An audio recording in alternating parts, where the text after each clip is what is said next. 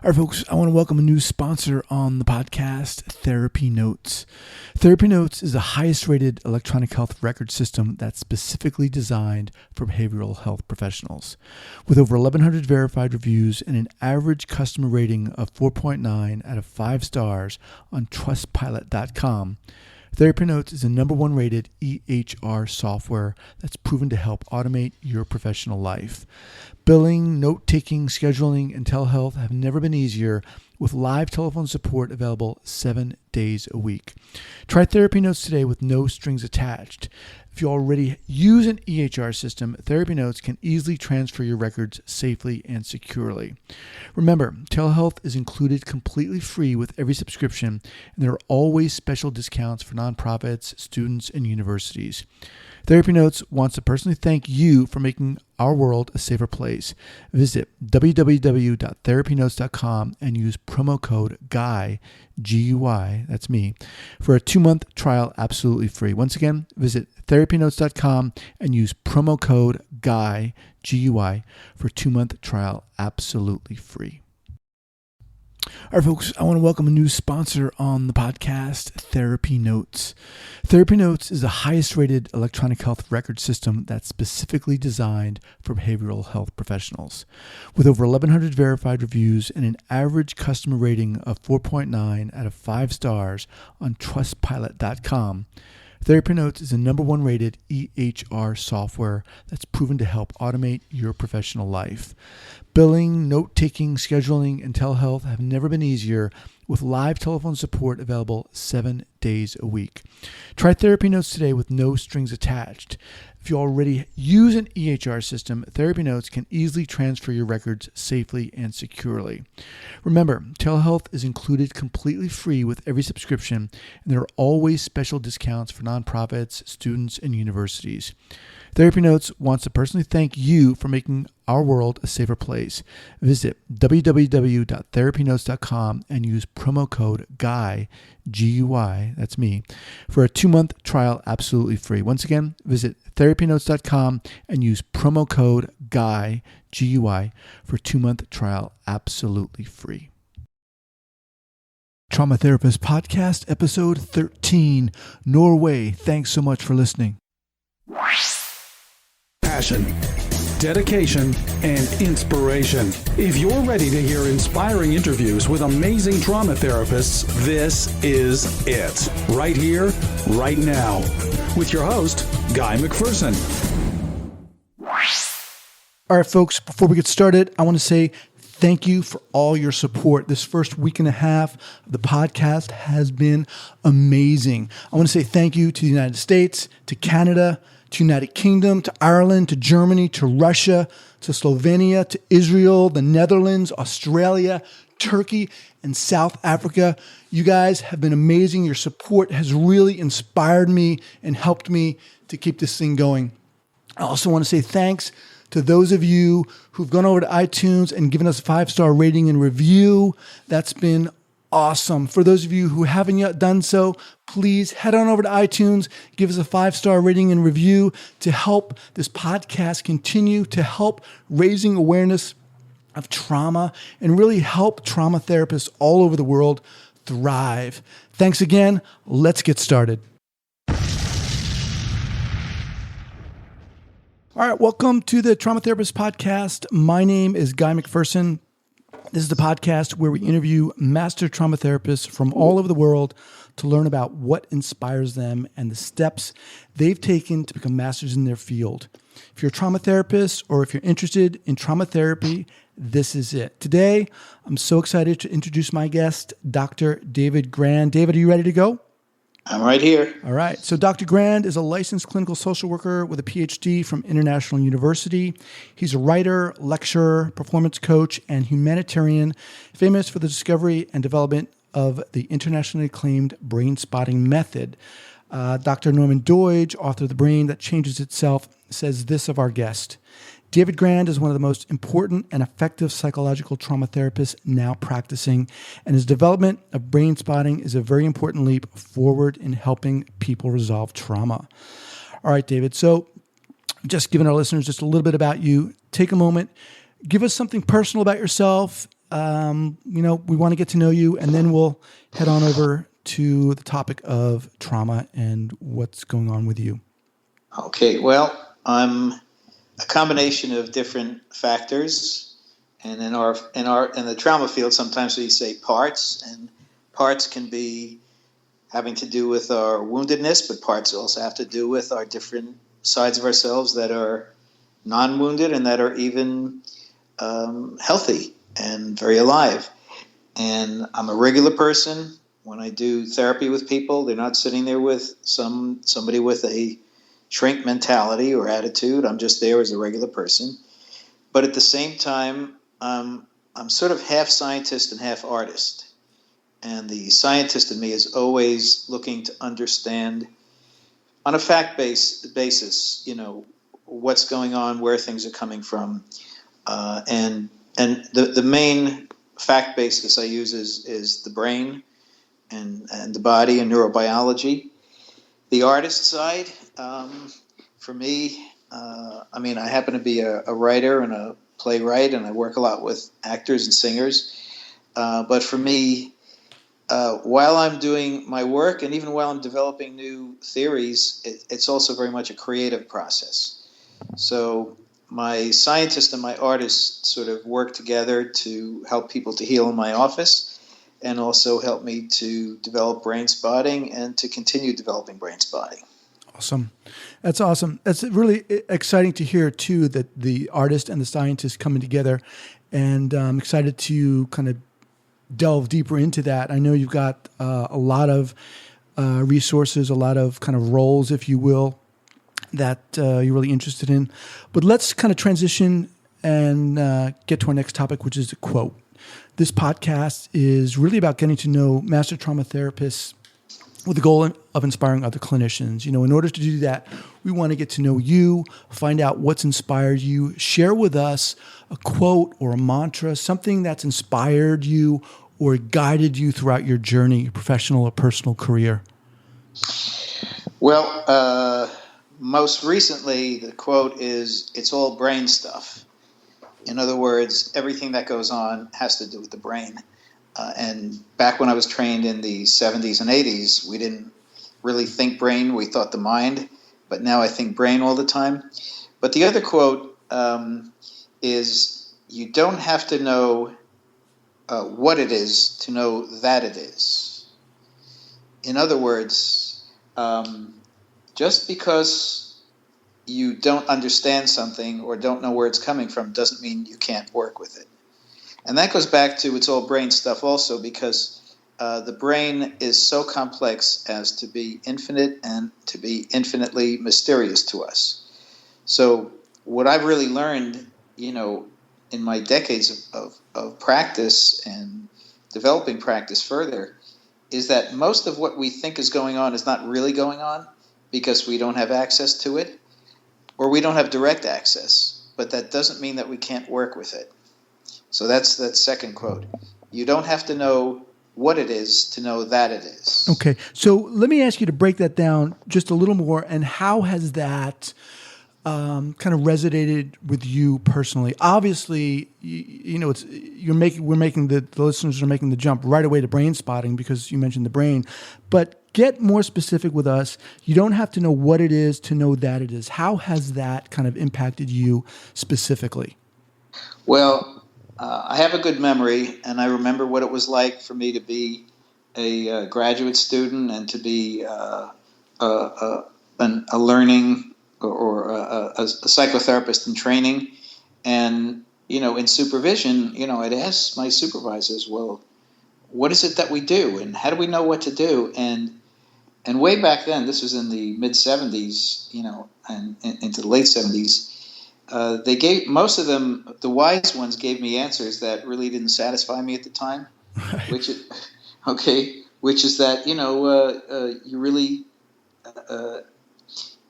you don't have to know everything. In fact, there's a lot that you don't know and can't know, but that doesn't mean that you can't sit with a person and listen to them and be open to them and to receive them and, to attune to them. And so that it's not just the information, it's not just the knowing, but it's the being, the state of being. And that if you provide the person you're working with really a witnessing, mindful, compassionate presence, that will provide more healing than anything else. That will give the people you work with something that they likely have never had before, and certainly not with that purity and consistency. So in that sense, you don't have to know what it is to know that it is. It's there in the person, and if you know it's there, a lot of things you literally, just by being with the person, will start to either come out or work themselves out inside of the person in a way that you never even find out what it is, or that it was going on. There's a term that we use in brain spotting and a lot of other therapies called processing, and processing is really a focused form of mindfulness. And literally, it is sort of the expression of the deeper subcortical or deep brain processes of just information moving down the neural pathways. But it's really so out of access to us consciously, thinking wise. But it doesn't mean that it's not accessible to us in a deeper way. And that's what the presence gets to. Okay. I love the way you kind of broke that down. And again, we keep hearing, David, this theme, if you will, of, yes, obviously knowledge and skills and education are important, but beyond that, or even the foundation of that, is the ability to sit, to witness, use that word, and to have that presence to listen to the person who's sitting before us. That is so powerful, right? Uh-huh. That is so powerful. And how did you develop that? How did you develop that? I'm not quite sure. I mean, is that something that just comes? To some degree. Yeah. I mean, I was influenced by others. I mean, I've had the benefit of mentorship throughout my career, and some mentors have been, really more involved with me, and some were just very brief contacts with people here and there where I just took something special away from it. But it's interesting that I've never really studied mindfulness. I've never studied Buddhism or Hinduism or Zen. But what I've ended up discovering in my own healing journey, and which is helping others to heal and healing myself, is just this sense of presence. And if it sounds a little bit spiritual, I have no hesitation to sort of go there, because we kind of know that there's more than just than we know, and it kind of goes back to my quote. But it sort of found me more than I found it.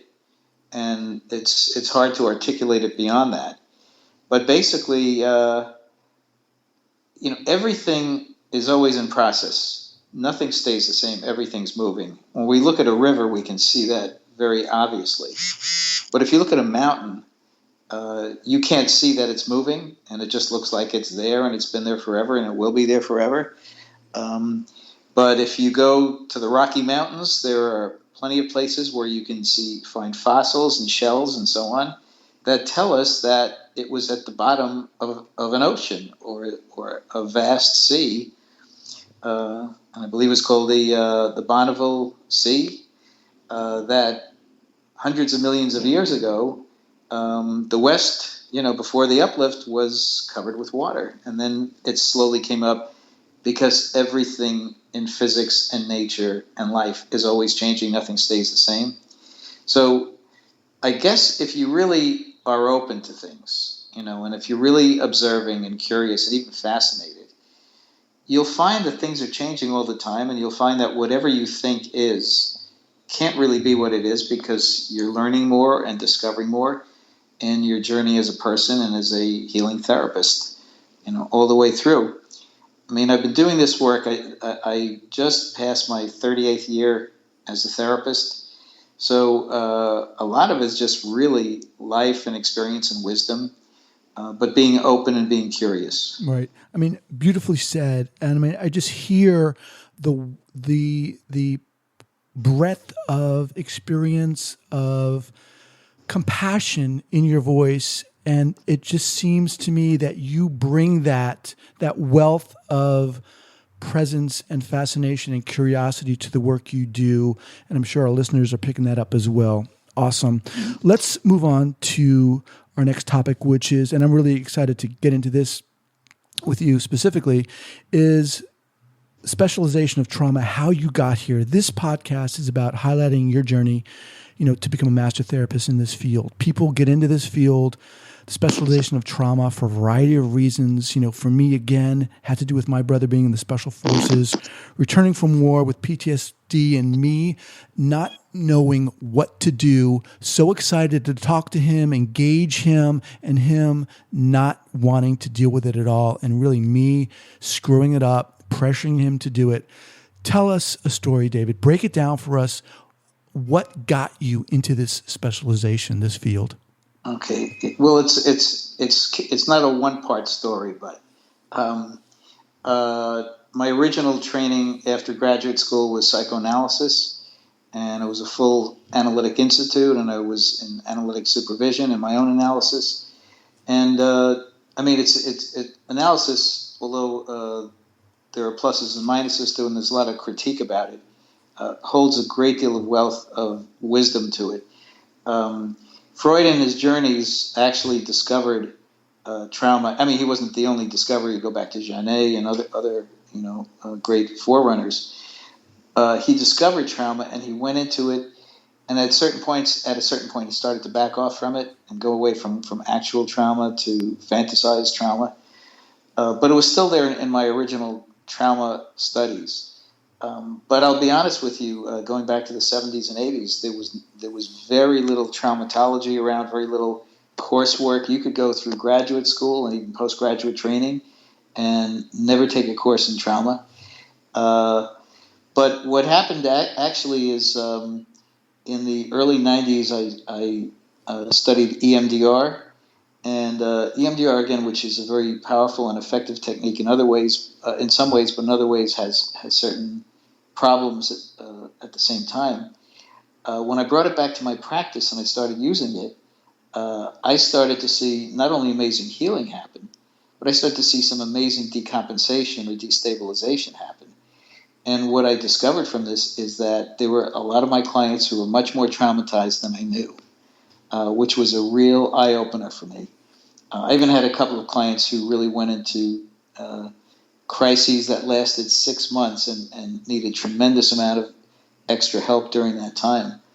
And beyond just having trauma revealed to me, just the deepest kind of trauma and the traumas that lead to people having more dissociative kind of symptoms. It was sort of a baptism by fire for me, and this was really, I was already 15 to 18 years into my career. But with that, it was right in front of my eyes, and it became sink or swim, and I had to figure out what to do, and I, of course, got supervision and went for training and did a lot of reading. But that really started my journey as a traumatologist, which was seeing trauma emerge that I didn't know was there, and see trauma heal that I didn't know could heal, and see trauma come out that needed a lot of time and healing and help. So what specifically about seeing trauma emerge and seeing trauma heal kind of lured you into it? Was it just, what about trauma?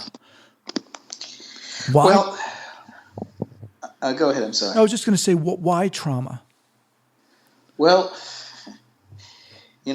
once you become a traumatologist, you start to understand the ubiquity of trauma as part of the human experience.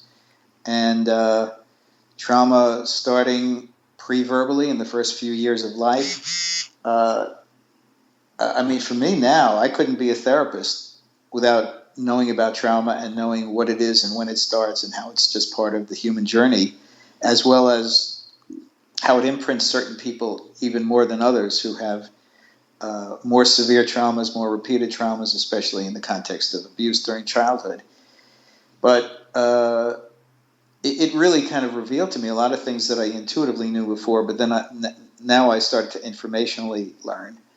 And I started to hear and see and feel certain things I hadn't before. And of course, that leads for any person who is sensitive and introspective, it looks for you to look within yourself and to find your own trauma history beyond what you knew it was. So it's the ubiquitous nature of it in the human experience, and it is the compelling nature of it in the client experience right in front of us. Mm-hmm. And there's no client I see now who doesn't have trauma in any way affecting them. I work a lot with athletes, and I'm working with a college catcher now who lost the ability to throw the ball back to the pitcher. But it turns out that 3 years ago he was stabbed in the stomach by another teenager in a stupid random kind of event, and no one ever look back to that trauma to see that might have something to do with him having trouble throwing the ball. But for me, it was fascinating, but it was also the opportunity to give this kid his talent back and give him in some ways his life back. And I find that over and over and over again. I think the thing about trauma also is the fact that it is in the brain, it's in the body, and that in the past it was really seen as something that was almost untreatable. And the notion that if somebody had seen something horrific in front of their eyes, that they'd have to live with that image the rest of their lives was something that was pretty much commonly believed, when in truth, it doesn't have to be that way. And there are times when we can intervene with it, technically as well as humanly, and actually dramatically reduce those kind of trauma symptoms. Mm-hmm. So go ahead. I'm sorry. So it's just so compelling. Yeah, I like what you said. I mean, the ubiquity of trauma and the compelling nature of it, and witnessing that, in the office with clients, and that beginning to affect you and impact you and make you feel, essentially. So well said. Thank you for that. So let's focus on an early clinical error and what you learned from it. How we learn from failure obviously is crucial. Tell us a story, David, about an early clinical error you made that's had a significant impact on you and the work you've done and what you learned from it. All right, I am thrilled to have as our sponsor today, Somatic Experiencing International. Do you want to transform your ability to resolve trauma for your clients? The Somatic Experiencing Professional Training is a dynamic CE certificate program designed to train you in resolving your client's trauma or chronic stress for good. Developed by Dr. Peter Levine, Somatic Experiencing is a potent psychobiological, evidence-supported approach to resolving trauma symptoms. Offered by SCI, this program enables you as a practitioner to empower your clients to learn tools that develop resilience and manage stress long term.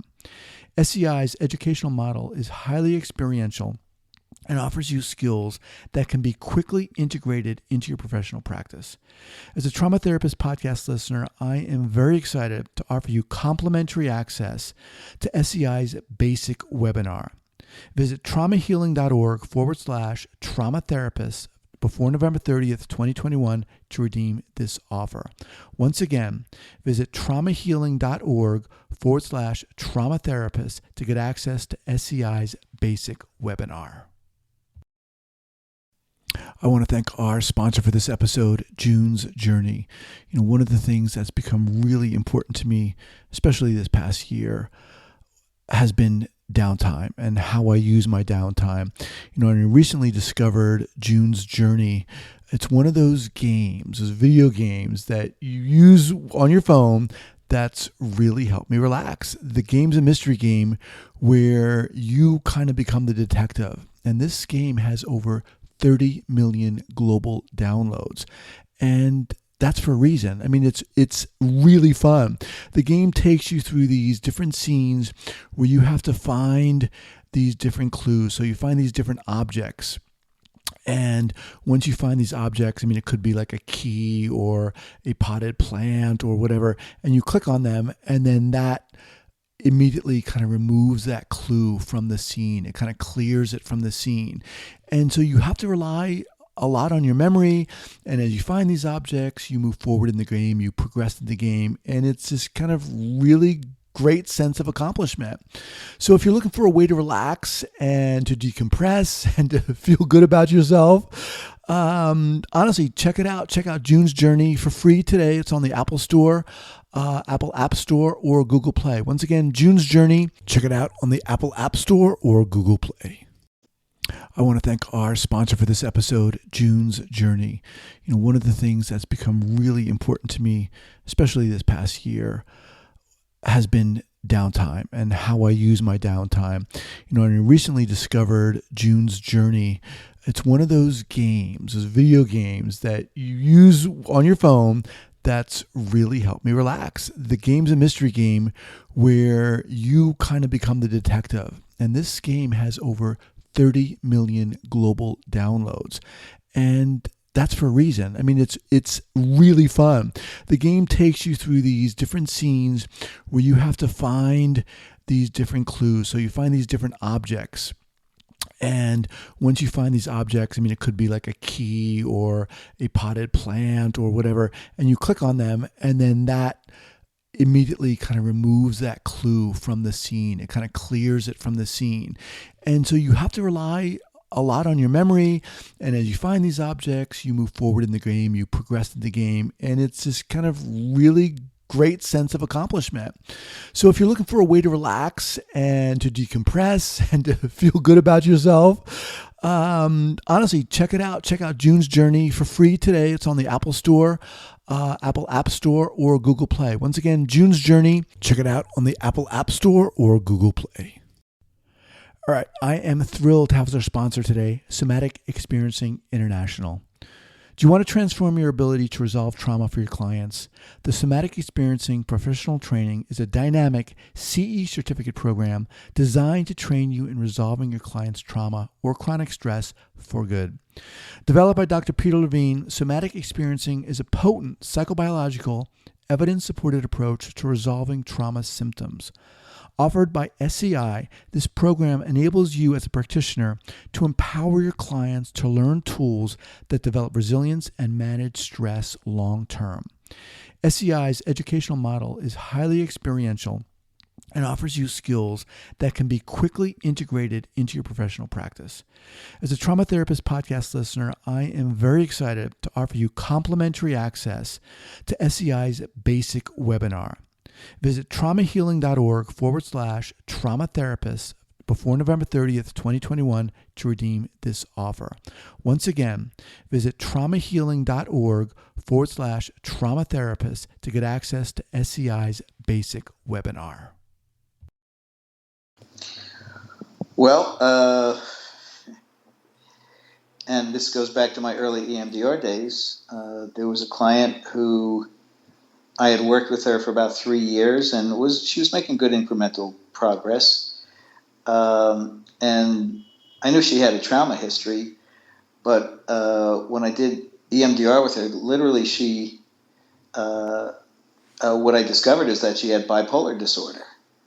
And the EMDR, again, being so powerful and so incisive, actually kicked her into first a manic state and then a horrific depressive state, and literally this became a severe management issue for me and with her in my practice for 6 months before I could really help her get her feet back on the ground.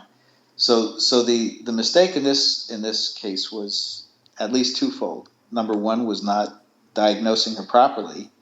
And I'm a pretty good diagnostician, and I guess I missed the clues of that. But then secondarily, because I hadn't diagnosed her properly, to apply a power therapy to her that really just absolutely overwhelmed her defenses. If I had diagnosed her correctly, I would have been much more judicious about how I applied the EMDR. I might not have used it at all. But here's the unusual thing about this. After those 6 months, which was horrific for her, and it was pretty horrific for me, and I mean, this was being on the phone every night, and her becoming suicidal, and just totally overwhelmed. Once she got past that, she actually was way ahead of where she was when she went into it, and actually made some major life changes that she hadn't been able to make in the 3 years of therapy with me. Now, I don't recommend, the course of treatment for that outcome by any means, but the lesson in this is that sometimes, you can make a serious mistake or series of mistakes, and that somehow through hanging in there with the person all the way through, there can be a positive outcome as well. So, thank you so much for sharing that. The last part of what you said was really interesting to me. Sometimes you can make a serious mistake, and yet, the client can maybe benefit from that in a sense. Was that? Well, let's bring it back first of all to you said you didn't diagnose properly. Mm-hmm. What happened there? Was that just from inexperience? Was it difficult to make the diagnosis, obviously, or what do you think the error was there?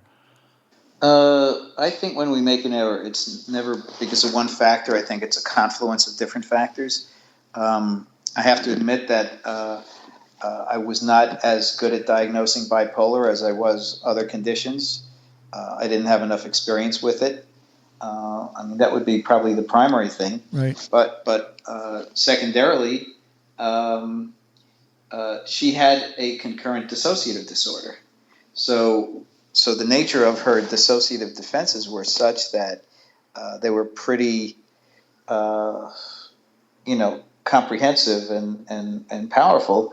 So I actually didn't even diagnose the dissociative aspect of it either. Had I done that, I might have had a better shot at looking at what was, beyond those tremendous walls of defense. But another thing is, you never hit 100%. Right. So say in baseball, we have to be diagnostically a lot more accurate than this. But in baseball, if you hit 300, which means you're out 7 out of 10 times for 15 years, they put you in the Hall of Fame. Right. Yeah. But as therapists, another aspect of this is you really can't, and I want the young therapists to really take this in. You cannot accurately diagnose every person right away just from the symptom cluster and the history and all the DSM-5 kind of stuff. It's helpful and valuable, but a lot of times what you think is the true diagnosis changes during the course of treatment. A, because a deeper truth comes out that you couldn't have access to right away, or B, actually because the diagnosis changes during the course of treatment, which is what happens during effective treatment. But in looking back on it, on the one hand, I could say, well, I missed certain things, but on the other hand, I could say there are certain things that I really just couldn't pick up at that time. They really didn't show themselves, and that happens to us at all levels, but it happens to us certainly earlier in our careers when we have less exposure to all the diagnostic, stuff that's out there. Mm-hmm. Yeah, I appreciate you saying that. And what's coming up for me, David, is the complexity, the complex nature of the work we're doing here. I think a lot of clinicians, there are so many new therapies out there, EMDR and whatever, that there's this thought, that, well, if we just learn that will be the answer.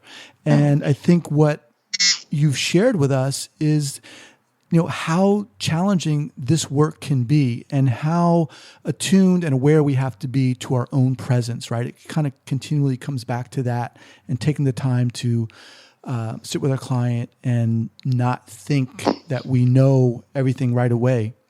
Yeah. But well, I want to say master therapists not only have a lot of experience, but are usually trained in many different techniques. And a therapist who is trained just in one technique and doesn't know any other technique really have a hard time becoming a master therapist, no matter how long they worked for. Right. Because the human brain has 1 quadrillion connections. That's 1 billion multiplied by 1 million. Okay, how can one technique cover all of that? you know, and that's why we have over 1,000 different therapy techniques, and some are better than others. But the reason we have so many different ones is because the human brain, the human body, and the human experience is so infinitely complex. Awesome. Awesome news. Awesome information for, I think, all of our listeners to take home. So let's move on. We get to one of my favorite questions. We talked about the challenges of the specialization. For me, I believe it's also important to know why we're doing something. The answer to that kind of drives us along in what we're doing day to day in our work. And this is a little different from the question about what led you here, but what's your why, David? Why are you in this field of trauma therapy? What keeps you going day to day? Again, tell us a story. Break it down for us. Well, the why for me is because I see miracles in front of me every day, and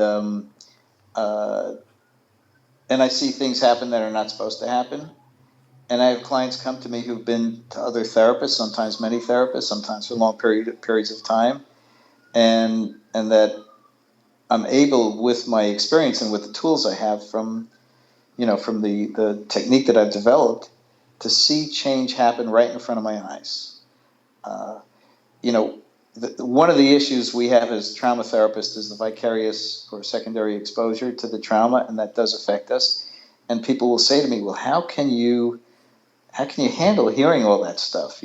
Client after client, day after day." And my answer is because I'm able to see healing in front of my eyes. And that is the counterbalance for me for the traumatic exposure. But I will say to get specific about the why. First of all, we know things about trauma and healing trauma that we didn't know 10 years ago, let alone 30 years ago. But the technical things that are available and are still being developed, what we have now, 5 to 10 years from now, we're going to be way beyond where we are right now. It's growing and developing all the time. For me, as someone who's developed a method and who also teaches that method around the world, it's really important that I still have a private practice and I'm still doing the work, all the time. And occasionally people in trainings will ask me, "Well, do you still work with clients?" And I say, "Actually, when I go back to New York, I'm going to go back to my practice." So that's my proving ground, and that's also my healing ground. But when people come to me who have been suffering for 5 months or 5 years or 40 years, and literally can see change happening during a session, the person who walks out at the end of the session is not the same person who walks into the session. I mean, that's compelling. That's amazing, and that provides my why. Yeah, I think that is awesome, David. I'm just listening to you. There's just a groundedness in your tone, in your words, and I just think it's awesome, and I'm sure our listeners are picking up on that as well. You said, "I see miracles in front of me every day, and I'm able to see healing in front of my eyes," and that acts as a counterbalance to, the potential vicarious trauma that's there. That is so powerful. I just want to thank you for sharing that with us. Yeah, another quote popped into my head that I say to my clients all the time. When they sit down, I say, "Let's get to work." Let's get to work. Okay, and specifically when I say that to my clients, this is not in a first session, but after they've been working with me for a while, they know that when they sit down, we're going to get to work right away, and we're going to max out that session from beginning to end and all the way through. So we now can do that kind of work instead of the more open, kind of endless talk therapy that has value and is helpful, but you can't really focus in and say, "Let's get to work." All right. So many of our listeners, are just getting into trauma therapy. There are others with more experience. David, obviously you've been honing your skills for a while. What advice would you give those of us, those clinicians out there who are maybe just getting into this field, who are interested in trauma therapy? What would you say? I have 2 3-word quotes. The first one is, "Don't be afraid." The second one is, "Hang in there." Don't be afraid and hang in there. Okay. Yeah, because And I remember the first time I was working with a client early in my career who had dissociative identity disorder, DID, and she all of a sudden went into a part in front of me, and like all of a sudden I was with somebody totally different. It's like that'll freak you out, a novice therapist. And the biggest issue for the novice therapist was, well, what do I do? I got to do something. What do I do? I don't know what to do. But that's where don't be afraid and hang in there is just you be with the person, you go with them. If a person has a powerful abreaction and gets completely overwhelmed and gets dissociative, again, the feeling is, well, a therapist who hasn't been there before, young or a novice therapist, is the idea, well, they're gone and they'll never come back. But the fact is if you stay with them, if you hang in there with them, if you ground them just by your presence and by your words, sooner or later they do come back, and you'll see actually that whatever you were so afraid of happening doesn't happen. So the first few times, again, when clients went into altered states in front of me, or when clients went into overwhelming, dissociative abreactions, I didn't know what the outcome was going to be because I didn't have that experience, no matter what anybody told me. But I hung in there, and I faced my fear, and I got past my fear, and I saw that I was able to help to bring them back, and I was able to figure out what to do, and whatever I was so afraid of didn't happen. So don't be afraid and hang in there. Obviously, there's so much behind those 3-word quotes, but very powerful, I think, for any level therapist. So David, what I want to do before I ask you about 2 books that have influenced you, and for our listeners, everything we're talking about here is going to be available on David's show notes page at westcoasttraumaproject.com. Hit on the podcast tab and David's page will come right up. I want you to kind of give us the summarized version of brain spotting. I mean, you've got so much going on. We're going to have a link to your website and everything, your books, etc. But, how does one go about developing something such as brain spotting? Well, you have to be completely open. You have to be not only curious, but fascinated with what's going on in front of you. And you have to really observe. You have to observe very closely. And observing closely is multitasking because you're observing the client physiologically, and brain spotting, it's the eyes and the face and the whole body. But at the same time, observing their process, observing what they talk about and where it starts and where it goes to. And with brain spotting, it really was that something just kind of happened that was unexpected. I was doing slow eye movements, and then I hit one spot that just all of a sudden kind of exploded out in a very good way. And I stopped the eye movements, and I held my finger right at the spot where that powerful response was. And so, I mean, the first thing was when it happened, I could have kept on moving my finger. I could have kept on doing eye movements, figuring, well, that's what you're supposed to do. But when something totally out of the ordinary happened, totally surprising happened to me, I was willing not only to notice it, but to kind of go with it. And by doing that and just holding my finger there and having the client stare right at my finger right on that spot, she was able to, in 10 minutes, go on a journey I've never seen before that, and I've only seen rarely since then. But from there, then it was a matter of being able to think scientifically, which is to say, okay, was this a single event, or was this something that's generalizable to other people? And then you have to start to explore that, and really to look for these other manifestations and try to repeat what happened and see what happens there. For me, because I had been in the field at that point for I would say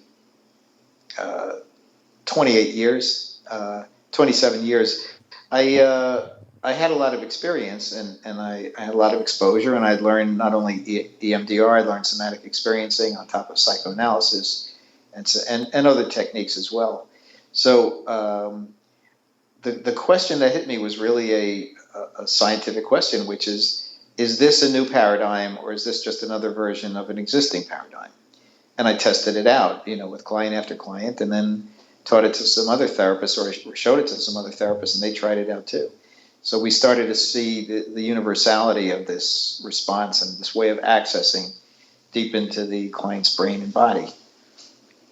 Wow.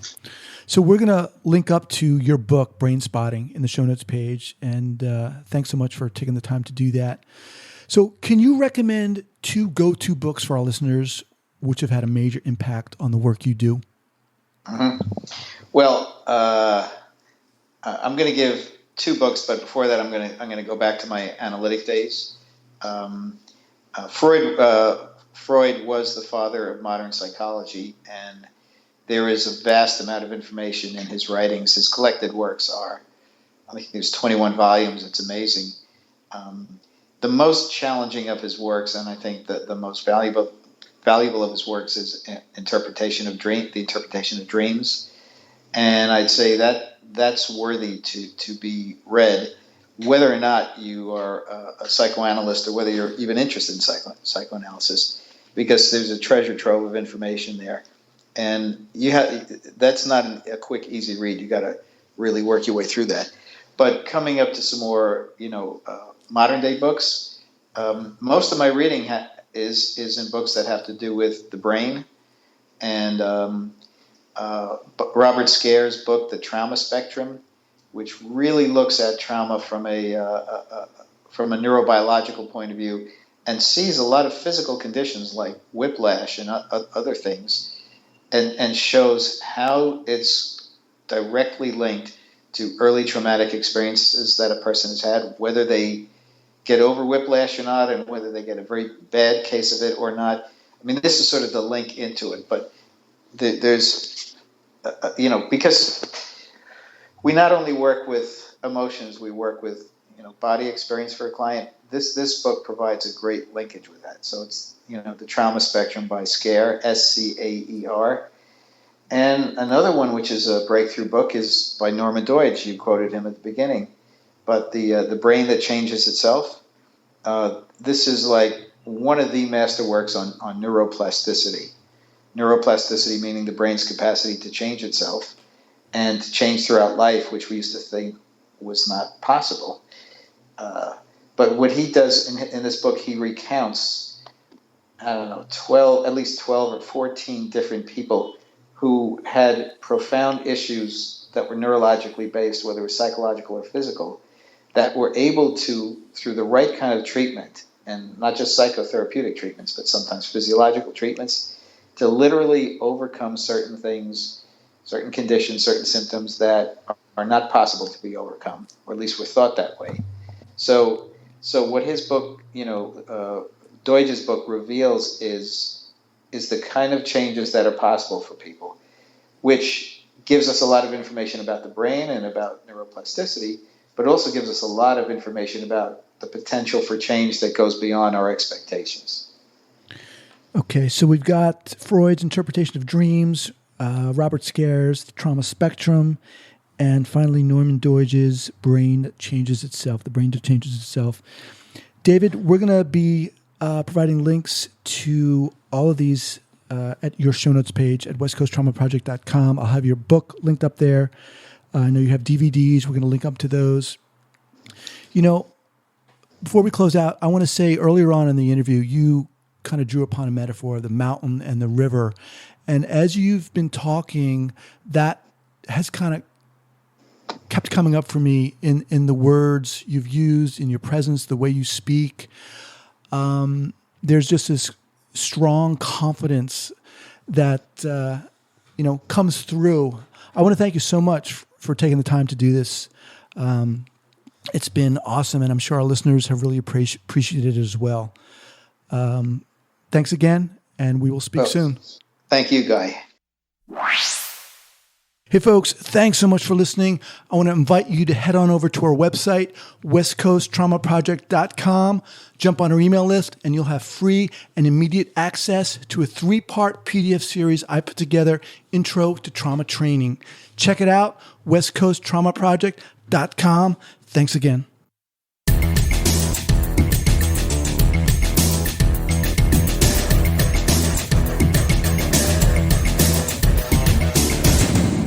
Take the beat to the street.